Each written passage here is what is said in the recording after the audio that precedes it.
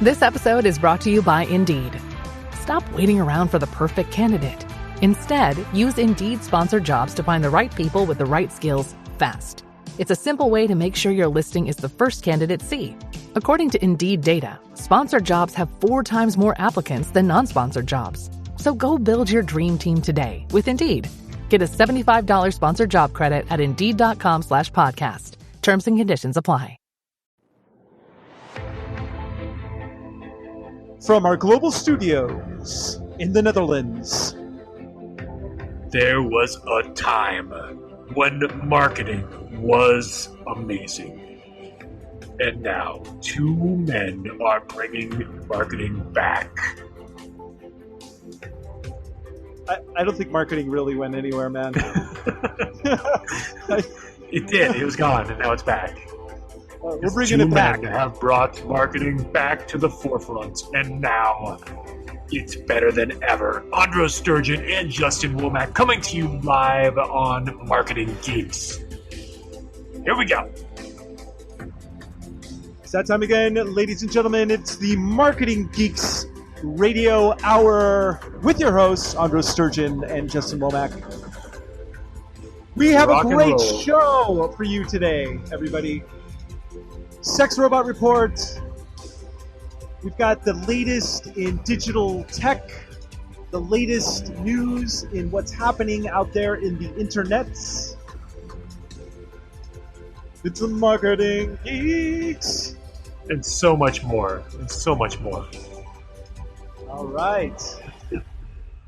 Marketing Geeks. That's right. We're here, ladies and gentlemen. It is time for the Marketing Geeks Radio Hour. I just want to give a really quick shout out to one of our 7 listeners who reached out to both of us. Eleanor Mason. Thank you. She was so sweet. She reached out to us on LinkedIn and said she listens to the show, and she has a small business, and I invited her to ask any question that she wants, and she didn't ask one. So either she just realized, I don't know, maybe she stopped listening in the middle of the conversation. So probably that's what my ex-wife used to do. Trading at Schwab is now powered by Ameritrade, unlocking the power of Thinkorswim, the award-winning trading platforms loaded with features that let you dive deeper into the market. Visualize your trades in a new light on Thinkorswim desktop with robust charting and analysis tools, all while you uncover new opportunities with up-to-the-minute market news and insights. Thinkorswim is available on desktop, web, and mobile to meet you where you are. It's built by the trading obsessed to help you trade brilliantly. Learn more at schwab.com/trading. Tomorrow morning is knocking. Stock your fridge now. How about a creamy mocha frappuccino drink? Or a sweet vanilla? Smooth caramel maybe? Or a white chocolate mocha? Whichever you choose, delicious coffee awaits. Find Starbucks Frappuccino drinks wherever you buy your groceries. So, welcome everybody to the Marketing Geeks Radio Hour. We've got a great show for you. We're going to go over some wonderful geek news. We're going to go over some interesting things that we have found going on. What do you got for us, buddy? I have a report on millennials that we're going to get into and how you can market better to millennials as a company in the 21st century. And then let's talk, are we talking geek news here first, or where are we kicking off at? Let's kick off with some geek news update, man. Since we're at it. So those of you who are not in, you just want to get to the marketing stuff, you're going to have to bear with us. Yeah. So here we go. Geek news. What do we got? Well, first of all, let's start off with our geek news with a tribute. My little homage, my tribute, to the legendary, iconic Burt Reynolds, who just passed away. Now, first of all, I am definitely know that I'm older than most people, because when I mention Burt Reynolds, I most people just kind of give me a blank stare. But Burt Reynolds was the biggest box office star of all time at one point. And you take your Chris Pine, you take your Cucumber Hasselback, Hufflepuff, put them together, Doctor Strange, or as my kid calls him, Dr. Weird. And that was Burt Reynolds, man. Burt Reynolds.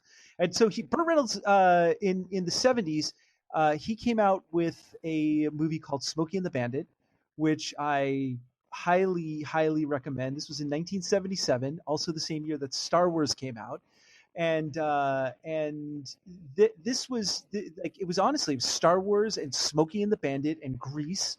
This was it. Like during the summer, I remember there was this one movie theater that was playing Star Wars and Smokey and the Bandit, and that was like the best double feature of all time. It was like there was nothing better than that. Good year for movies. It was a good year for movies. So if you don't know who Burt Reynolds is and really understand like who he was, the movies that you have to see to really understand who he was: Smokey and the Bandit, 1977, Deliverance, amazing movie. I saw this. I remember when I saw it in like 1990, like when I was in my 20s. He was in that. I didn't even realize he was in that. It's been so long since I've seen it. Oh yeah, and I got to tell you, that has the best male scene. I just what, I don't want to. It's male scene. It's like it's a disturbing. I don't know. It's interesting. It's well done. And it's a badass. Is Christopher Walken in that one too? Or no, what am I thinking? I'm not thinking of Deer Hunter. I think I'm mixing it up with Deer Hunter. Deliverance is the one with the rednecks. Is that the one? Yeah, that's the one with the rednecks. And okay. So it's a badass movie. You watch that movie and you're like, I see why this guy was the biggest movie star ever. Smokey and the Bandit, not a great movie, but you know what? A lot of fun, and it was a huge box office hit. The Longest Yard, also a really great movie. Hooper, it's about remade by Adam Sandler years later, which I'm sure was an inferior version. I guess I'm more familiar with Burt Reynolds, the legend, and I haven't really seen any of his movies per se. I mean, I guess I have, but they were never like top of my list of priority to watch. So, but the reputation and the legend of Burt Reynolds lives on, and so I do recognize that. Yeah, and you're not alone. I'm sure a lot of people haven't seen these movies. And then, of course, he, kind of finished off his career with a great presentation in Boogie Nights. And Boogie Nights is one of my all-time favorite movies. If you haven't seen Boogie Nights, please watch it. It's so good. Have you seen Boogie Nights? Yeah, no, I've seen Boogie Nights. That's Paul Thomas Anderson. That's one of my favorite directors. Yeah, that's a good one. That's Mark Wahlberg. What's his Dirk Diggler? Is that's the character, right? Dirk Diggler. He plays. Am I getting that? Dirk Diggler, the porn star extraordinaire, and it definitely that. I mean, it's interesting because I was working in the entertainment industry when this movie came out, and I was doing market research for a very large company, and I remember watching this movie. I saw the director's cut of it, the initial director's cut.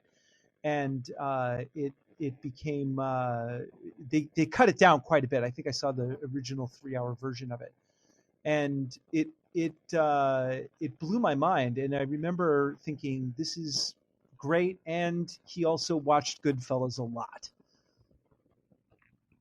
Goodfellas is amazing. Goodfellas is amazing. So for those of you who don't know Goodfellas, get Boogie Nights, get Goodfellas, watch them back to back. Great double feature. Here's to you, Burt Reynolds. Here's to you. Do you have any music to send the tribute out? I didn't line anything up. I'm sorry. Oh. Oh well, sorry, Bert. Yeah. But you know what? For those of you who are not familiar with these movies, please check them out, and you will definitely be geeked out at least a little bit, or understand why he was such a important role model to us geeky people. So next in media in geek news to this week, The Predator, the sequel, the long-awaited sequel to The Predator. This one is written by Mr. Shane Black, one of the stars of the original Predator. And he wrote the original Predator too. He wrote the original one. Yeah, he was a writer on the original, and he wrote and directed this one.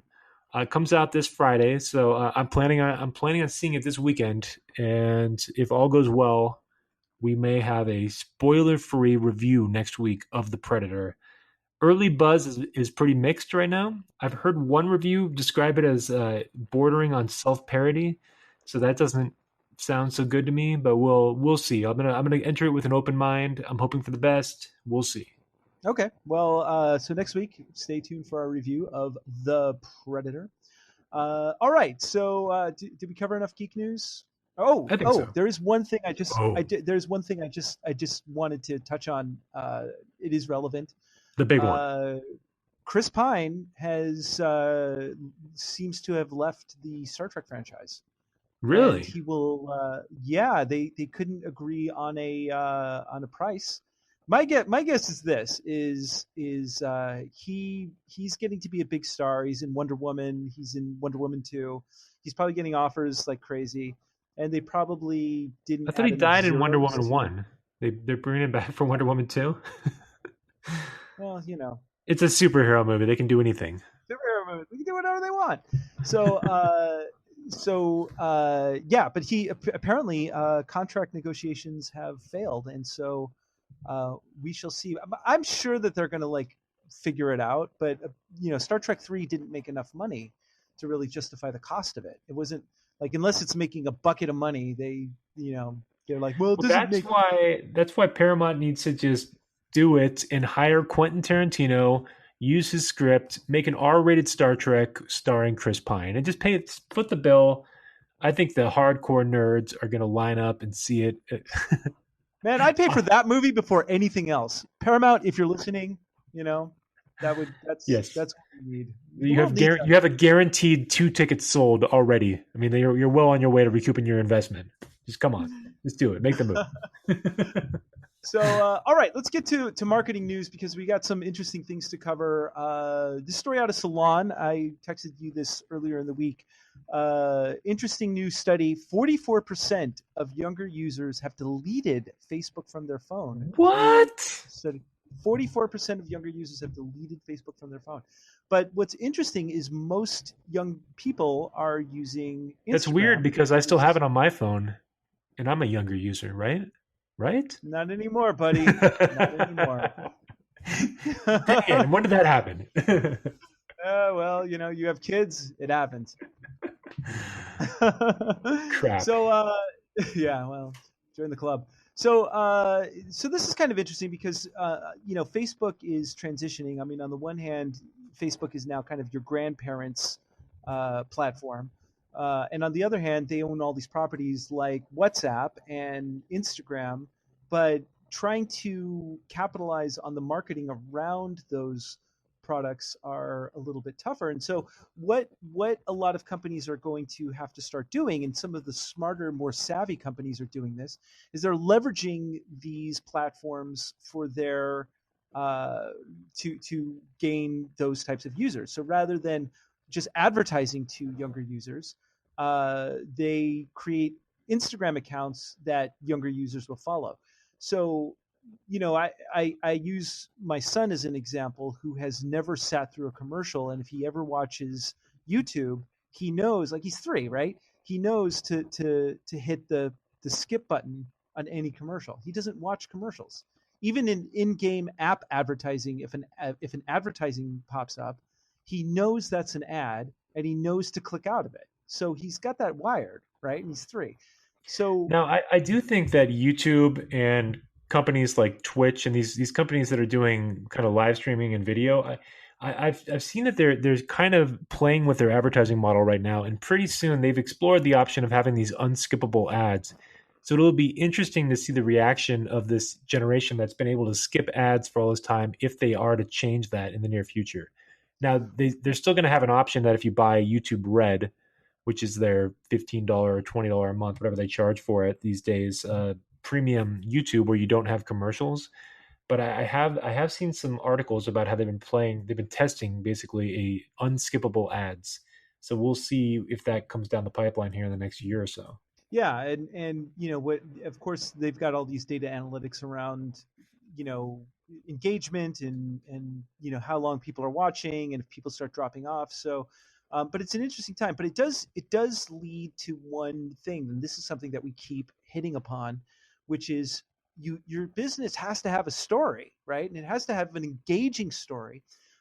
If you are a company that doesn't regularly engage with their clients, you're not going to get the right visibility.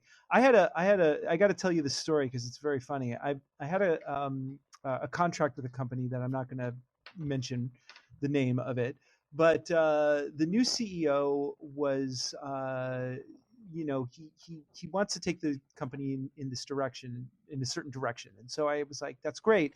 So let's set up some email marketing so we can start sending it to our list, so we can like at least get some form of engagement to remind people that we're out there. And he kind of looked at me and he says, why would we do that?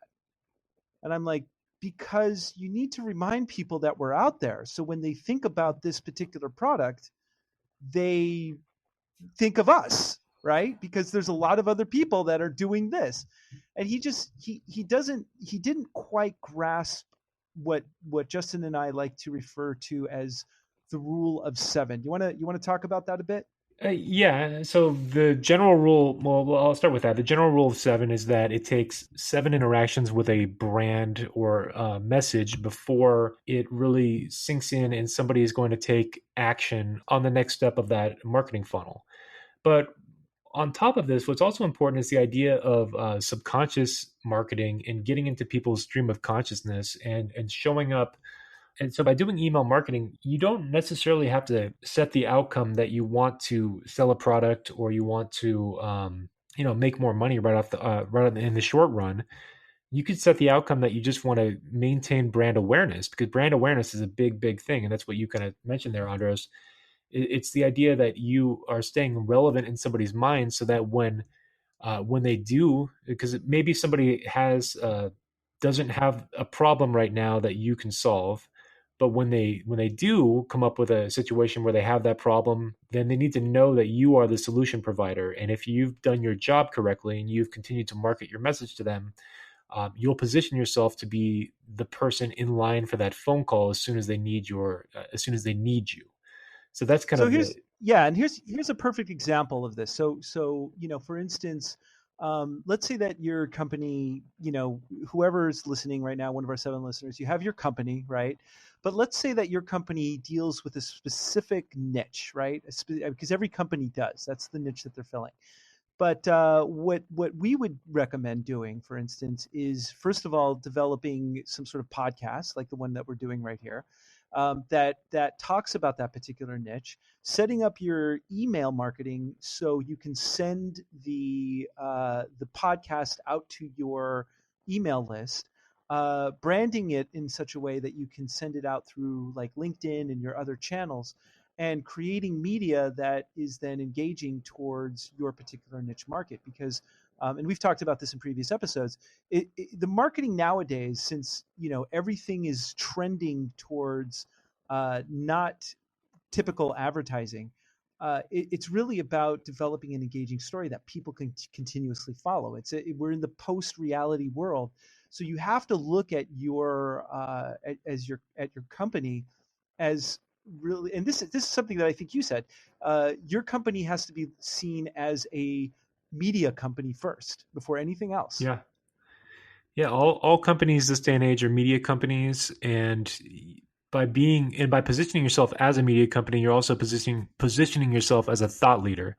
So I think what's happening is we have a trend where people are looking to brands that are thought leaders in their industry, and those are the companies they want to do business with. The people that are out there creating media, showing their expertise, and then also showing their personalities and just being open and transparent with people. So that's what we're moving to. We're moving to a culture of advertising where everything's going to be more niche down. It's going to be more specific to a certain audience, and it's going to be more personalized and more transparent, where people are sharing, including things like political beliefs and things like that. We're slowly, and I think we're not quite 100% there. I mean, I think there's definitely, but this is a trend. It's a trend though, but more and more companies are sharing their political beliefs. And this was unheard of even 10 years ago. It was unheard of that for companies to do that. But people are realizing that with the competition out there, the competition's fierce. And by taking a stand, you segment yourself from the other companies, and you capture that you capture a smaller market segment, but you actually capture it. Whereas if you try to market to everybody, you have a watered down message, No matter how hard you try, if you try to market to everyone, it's always going to be watered down, and it will never have the same effectiveness as if you're speaking to a very specific like customer avatar. Yeah, and this is something that that you look at the current political climate. And I'm talking purely objectively here. I'm not taking sides on any of one side or another. But when you look at the strength that President 45 has, has one of his biggest strengths is that he plays to this base and he's unmovable when it comes to that. Whereas you have this, the Democrats are, again, they're tending to water down the message, so they try to be inclusive to everybody. And what happens is they don't get anybody. So it's really, if you take this approach where you're trying to, and this is like the biggest problem that you and I have had with some of our clients when we first approach them, which is, who is your product for? And they say, well, it's for everybody. And as soon as someone says that and they're not moving from that, then I can't work with you, because your product is not for everybody. And if you try to take that approach with it, you're gonna lose market share. That's just the way it goes.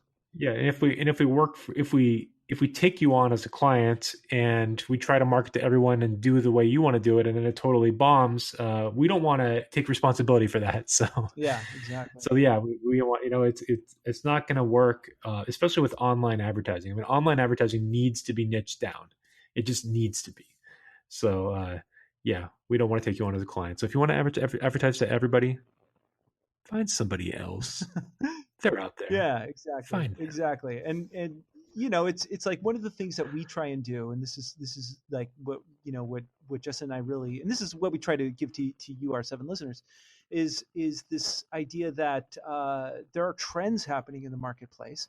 And if you try and do like this old school marketing, like just your basic Facebook marketing, you're going to be wasting your money. I mean, you've got to be so much more savvy than that. If you have any questions about it, please connect with us on LinkedIn, and we'll be happy to answer any questions. In fact, we love taking questions from our listeners, because we can answer them real time.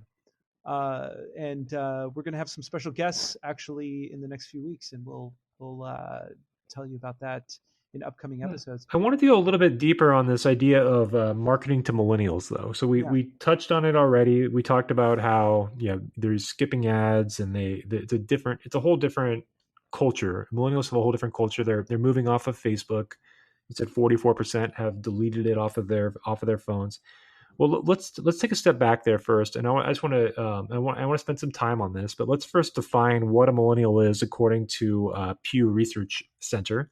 Give us some numbers, baby. Here they come. Here come the numbers. You ready for the numbers? I am ready for the numbers. Let's get some. Here we go. All right. Here's the numbers. Here they come. The Millennial Numbers Report, brought to you by Justin Womack.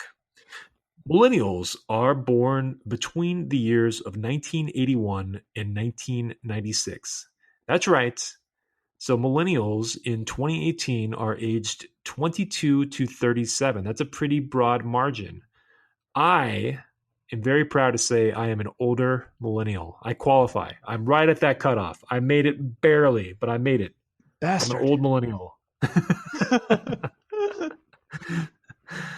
And one of the things that I like to talk about is how social media, I'll say Facebook's kind of moving away from the millennial crowd, but it's their version of television now, right? So social media is the TV of this younger generation. Now, I still grew up with cathode ray TVs, and then it developed into HD TV when I was like in high school. But this generation is growing up with social media as their TV. In fact, a lot of these devices, like the Amazon Fire Stick and the Apple TVs and all these different devices, will let them watch YouTube and Facebook video, LinkedIn video from their television set. So millennials are spending all their time with their smartphones and with social media, not traditional TV.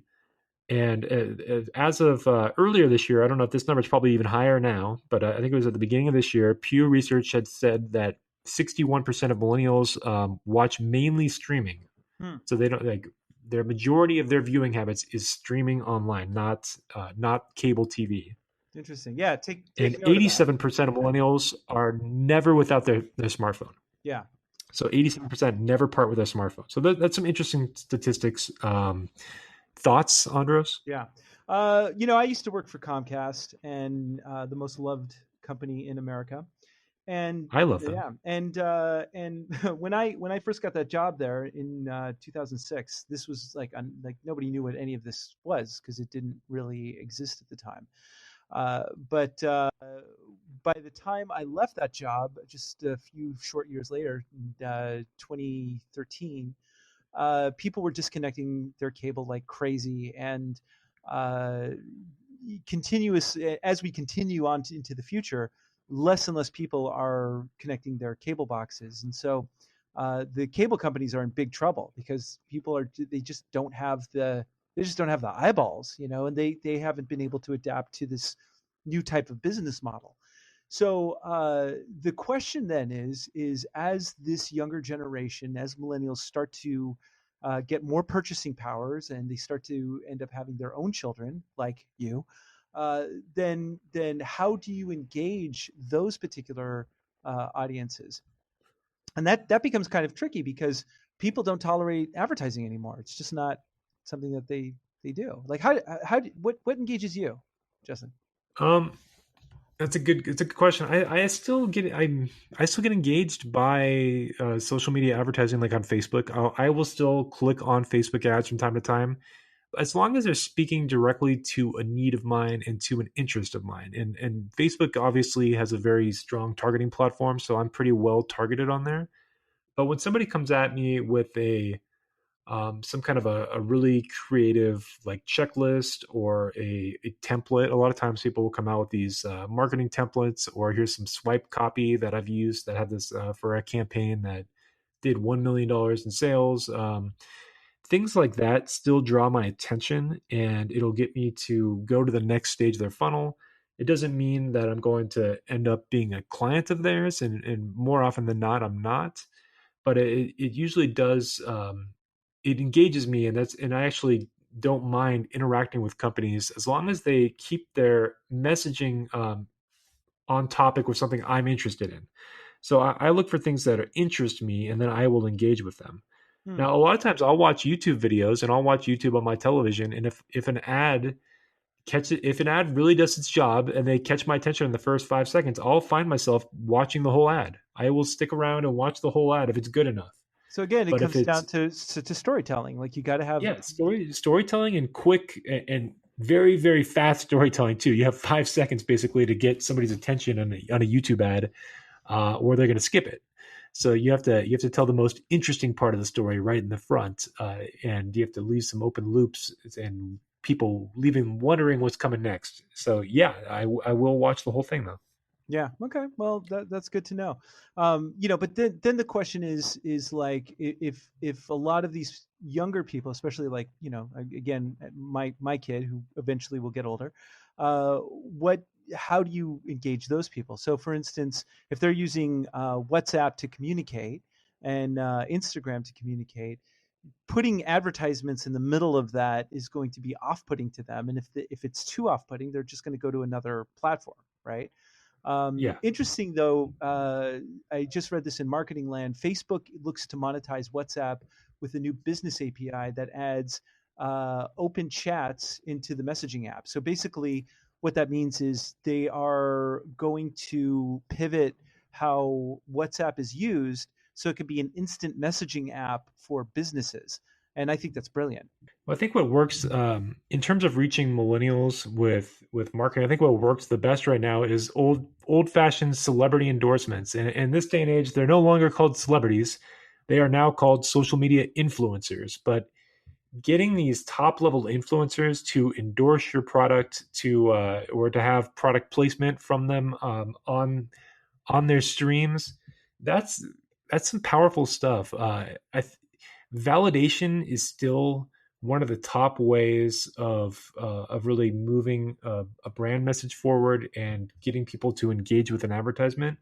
So by leveraging these social media influencers, that's I would say would be my top strategy to reach millennials, because it's a way that it's more subconscious to them. It's less overt, and what happens is they're very turned off by overt advertising, but they're still subject to the same psychological triggers that all humans are subject to. And if you can get their idols, these people that they look up to use your product and promote your product, it's going to influence them to want to purchase it. And so, and this is always fun because if you don't know how old you are, if I throw out some names like PewDiePie or Logan Paul or KSI, and you're like, who the hell are they? Then don't feel too bad because I barely know who they are. I only know who they are because I've having to look into like these top level influencers. Right. But these are some of the biggest stars. I mean, not only in the world, but they're on par with some of these top level like celebrities from Hollywood in the 90s and 80s. I mean, like their numbers are nothing to scoff at. Right. They put Burt Reynolds to shame. So and one of the things that I think you're referring to is that Logan Paul and KSI had like some boxing match recently, and it drew all these, and of course the whole thing's a giant setup. They created a pay-per-view out of the event. So okay, Logan Paul, this is the same guy that maybe you read this story from, I think it was the beginning of this year, where he went into the Japan. Break it down, brother. Break it down. Logan Paul went into the Japan suicide forest and he did a video where he found a deceased body, and I don't know if he like posed with it or what he did. I didn't actually see the video. What he did was he went into suicide forest and he found a body there, and it wasn't really so much that he did that. There was two things that he did that were kind of distasteful. Number one, when he came back, he was like kind of laughing about it. I mean, we all handle tragedy and trauma and grief in our own ways, but just the way he was kind of laughing about it and thought it was a little funny. And there was a little girl and he's like, "Hey, little girl, don't go in there. There's a dead body in there." Huh? Like just doing the shtick. The second thing that he did was he monetized the video. And I'm sorry, but from just a human standpoint, if I was doing a YouTube video and I found a body, like someone who actually committed suicide, I wouldn't broadcast that. I wouldn't show that. What I would do is I would do a video in my hotel room where I was like, "Guys, this is what happened." And I'm staring at the wall for a while and just like contemplating my life. And if somebody is, has this issue, then you need to like get some help. Let's talk about suicide and get real about it. I think that he monetized the video knowing that it was going to be a hot button issue. And he didn't. And then when he finally did his apology, it almost felt like he was forced to do the apology because he knew he was going to lose viewers. So it just made him look like an idiot. And at that point, actually, it was when he did his vlogging from Burning Man a couple of years ago that I was really like, F this guy. Okay, I don't even know about that one. Yeah. But just to give you some context on like how big these guys are, like so they did a boxing match, which neither of them are boxers. They're just big celebrities, and they did a boxing match. They turned it into a pay-per-view event on YouTube. And they did the numbers from YouTube. YouTube released that they did 800,000 pay-per-view buys at $10 a piece. So that's $8 million in revenue right there from a boxing match between two, quasi celebrities, whatever you want to call them. And I mean, that's some serious cash. Yeah, they split the profits of that, and that's like, that's probably what Mike Tyson used to end up with at the end of the day. Yeah, I mean, Floyd Mayweather these days, I think he ended up with like $100 million from his fight with Conor McGregor last year. So that the numbers from the high end boxing they've gone way up, but they also charge $100 for the fight, not $10 for the fight. So their numbers, those numbers are way up too. But the fact that they're able to even it shows a couple things that actually showed that, a good chunk of their audience, and that might be, it may not be a gigantic percentage wise, not huge, but they paid $10 to watch that fight. So that's a way of monetizing the audience right there. So there's that shows you the potential. So it's again, yeah, but it also shows you that like, they market it in a specific way, but it also kind of clues you into like how companies need to do that same sort of thing with their businesses, where they can't focus in on just putting advertising in front of these people's faces, these young people's faces. You've got to like tell a compelling story. And interestingly, we were talking about this earlier. the diss tracks from Eminem. You want to talk about this because this is hysterical. Eminem released a new album, like a surprise album. I had no idea he was doing it, and it just dropped. I think it was last week. They just dropped a new album called Kamikaze, and I guess he's got a beef with this YouTuber, and he's a YouTube white rapper, Machine Gun Kelly. I guess he's got a beef with him. So I think Eminem. I don't know. I don't even know the whole story, but at some point during the new album, I think Eminem rips him. And so Machine Gun Kelly went out and he created a diss track, which is like this big thing happening now on YouTube where artists are creating diss tracks, meaning that they're dissing somebody through a song. So it's kind of like in like the movie 8 Mile that Eminem did years back, where they're doing like rap battles. It's like that. So they're kind of like ripping each other through rap music. And Machine Gun Kelly's diss track it has 40 million views right now. So he did a diss track on Eminem. It's got 40 million views. And now Eminem is expected to reply, apparently. So in the next week, we may be getting a reply from Eminem, and they might be going back and forth with these diss tracks. But that's a great way. Do you know what this music means? It means it's time. Conspiracy theory of the week. All right. What do you got this week's conspiracy theory? Well, I think that Eminem and Machine Gun Kelly probably sat down together and was like, "Hey guys, how can we get a shitloads of views and sell a bunch of how can we make some money together?" It's like, I tell you what, I'm going to do this diss track, you do this diss track, and and then we'll come out and then maybe we'll do, If they did, it'd be super smart of them because it's mutually beneficial. Because Eminem needs a lot of the younger audience are not attracted to his style, so it'd be really helpful for him to get in with them, and then it's also helpful for this other young kid because it's borrowing like Eminem's gigantic audience and putting some of them onto him. So I mean, it makes if that's it makes the case, sense. then he's smart. Yeah, right. So you script out kind of this battle and make it like, and again. But this goes back to what we were saying, that we live in a post-reality show world, right? So now all of a sudden, instead of like two people having a beef with each other on Twitter, you've got these like full productions that are going back and forth. Like, you've got Logan Paul and that other guy, like, this is a full production. Right. So all of a sudden the reality show like spills into social media and these people are battling it out kind of for all of us to see. And we get to take sides and listen to it and go back and forth. But I would almost say that these guys are not only do they not hate each other, they are scripting it out and laughing all the way to the friggin' bank with it. They're both. I agree with you. I think Logan Paul and KSI are both laughing about it. I think Eminem and Machine Gun Kelly are probably laughing about it. I agree with you on that. Yes, I'm on board with this conspiracy theory. So I you know what we need to do? Let's find like the biggest podcast out there and like start going to war with it. Do a diss track? Well, yeah, I love it. Let's do a diss track. Okay. On the Joe Rogan show. Let's do a diss track on Joe Rogan and then like take that guy down. And you know what? Our seven listeners will listen to it and they'll be like mildly entertaining, guys. So that's about it. That's all that'll happen. And Joe Rogan will just be like, "What the fuck?" Let's hope he does that. If he does that, then that's great. I think we might be onto something here, buddy. Stay tuned, ladies and gentlemen.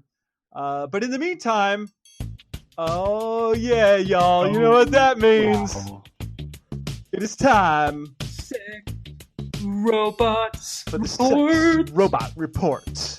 That's right. Each week, we find the latest news. It is a good one.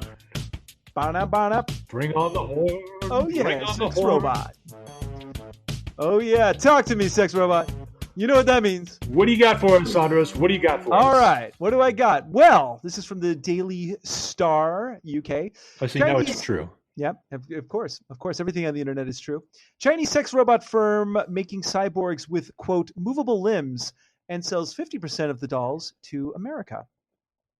So a world-leading Chinese sex doll manufacturer has entered the race to build the first ever artificially intelligent android with full body movement. and it's called WM Doll, based in China's southeastern Guangdong province. Please, I'm sorry if I mispronounced that. Developed AI-powered sex dolls that can move and talk without human control, costing between $1,300 and $5,796, or 10,000 U.S. dollars. Actually, I'm sorry, that's pounds. So that's 10,000 to 50,000 yuan. I don't know what the exchange rate is, man. I deal with Bitcoin. Yeah, I have no idea. The AI dolls launched in 2016 can be customized for height, skin tone, breast size, color, and hairstyle. That's fantastic. Yeah. Now, let me ask you this. Yeah. Because they're manufactured in China, do we have to worry about lead paint? Because I remember those baby toys for a while. Remember they had the lead paint, and there was this whole thing where they were like poisoning our children. Are they going to poison us through lead paint sex dolls? It depends on where you're looking at.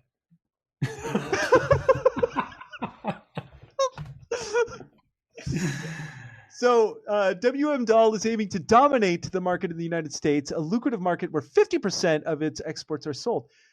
That's kind of funny. Now, the question is this: is Trump's tariff war going to affect sex dolls coming from China? I don't know. Next week, we're going to see an announcement where we are launching new tariffs on China for the exporting of sex dolls to America. Yeah, well, I don't know the answer to any of these questions, but I just want to know, why is 50% of the dolls going to America? I mean, does that say something about, like, I don't know what that says. What does it say? Does it say anything? So where are the other 50% going?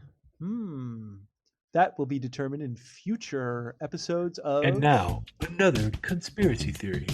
No, well, if it leads to that, but this is the end of this week's Sex Robot Report. Yeah, got any leads for us? If you have any sex robot news, if you're part of a sex robot company, in fact, you know what? I want to get a sex robot company on the show. Let's do that, man. Whistleblowers are welcome. Whistleblowers are welcome.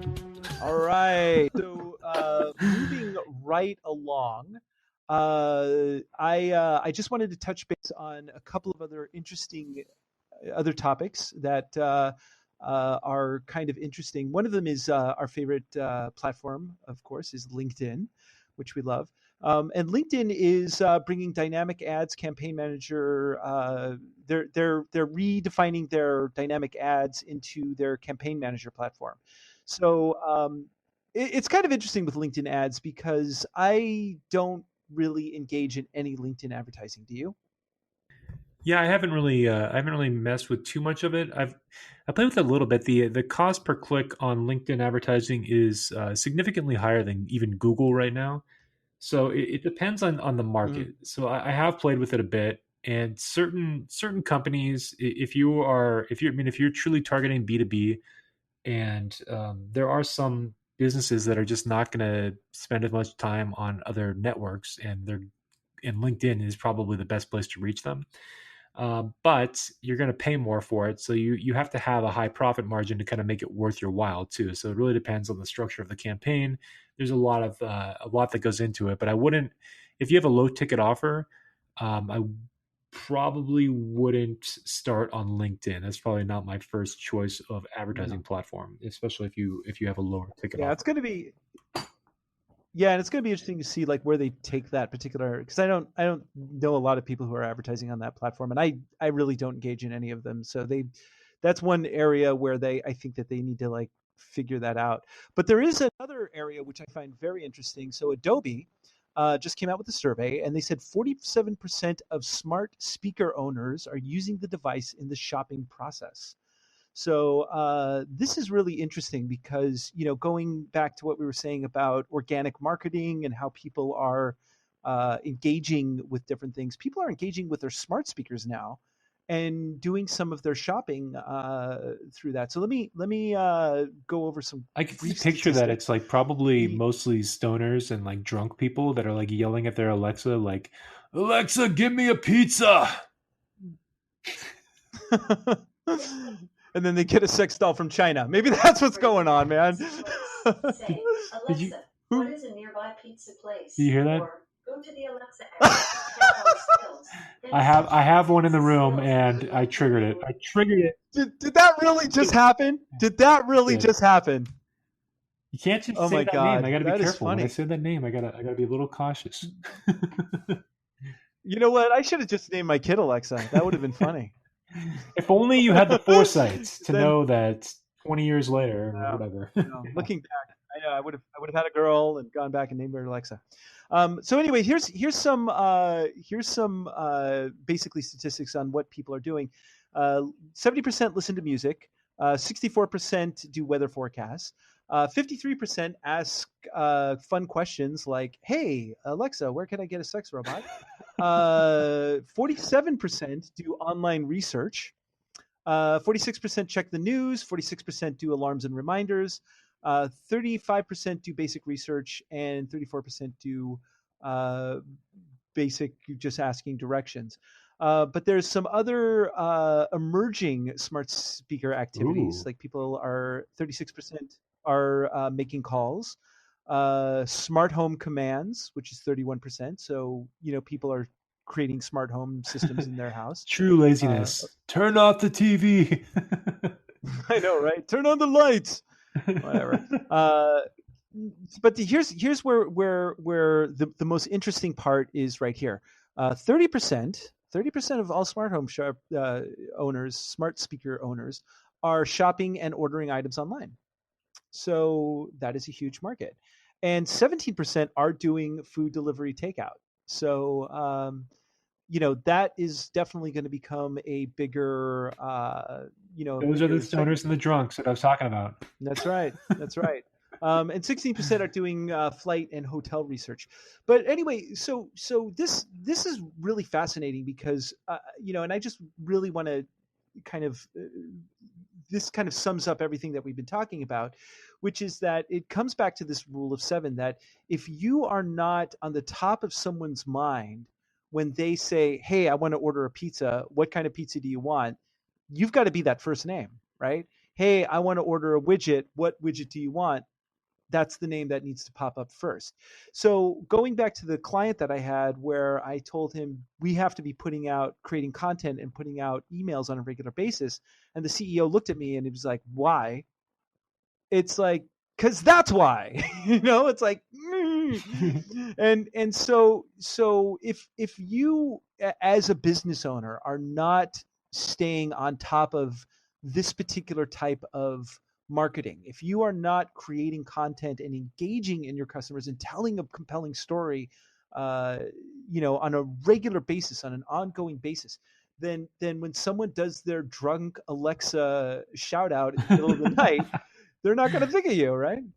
I have 2 quick points to make here, Andres. Yeah. Number 1, Marketing Geeks is available for listens by voice command on your smart speaker. So if you want to listen to our podcast and you have a Google Home or you have an Amazon Alexa, all you have to do is ask and it will play our podcast for you. So keep that in mind. Yeah, play with it. I've tested it. It works. It works. You know what? I play with it all the time, but I don't have a smart speaker.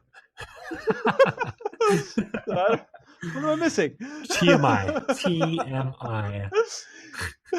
So the second key point here is that pretty soon you're going to be like asking for the weather report, and it's going to be like, "Here's the weather. It's sunny outside. This weather report was brought to you by Marketing Geeks." So pretty soon I think they're going to have branded, weather reports, and then your pizza delivery was brought to you by Marketing Geeks. Can we get into pizza delivery? I want to do that. We should. We should brand it, because those are the people that are going to listen to our show. Yeah, people I think so. that are eating pizza. We need more than 7 listeners. So, quick things on the next couple of weeks. First of all, we appreciate whenever anybody reaches out to us on LinkedIn. Honestly, ask us questions. This is an interactive show. We're going to have some guests coming up in the next few weeks. We are also. This is the first anyone has heard about it, including you. We are going to do another webinar, and we're going to teach something special to our listeners. And that is going to be coming up in the next couple of weeks, so stay tuned. Right, Justin? Yeah, I think probably about 2 weeks. Yeah. So I'm thinking 2 weeks, and we will announce the topic next week. So stay tuned. Next week, we will announce the topic of the webinar. Yeah, there we go. And so we are going to do that. But I think this is a good point where we will conclude this episode of Marketing Geeks. I hope you learned something. I hope we taught you all this important information, and I want you to take it with you and learn this stuff for good. Yes. Well, or for evil. Everybody, thank you so much for listening. And listen, your feedback, give us your feedback. Tell us what you like. Tell us what you hate. Tell us what will make you listen longer. Tell us what will give us 8 listeners instead of 7. How do we get to 8? Every time we get another one, then one falls off. That's just, It's time to break through that threshold. All right, everybody. Thank you so much for listening to us. Keep moving. We love you. Keep on. Don't stop. You can do it. Get your business activated. If you have any questions, then leave with yourself. Let us help you. Ask us anything. Anyway, thank you, everybody, and until next time. I am Marketer. I'm the surgeon from the Netherlands. Stay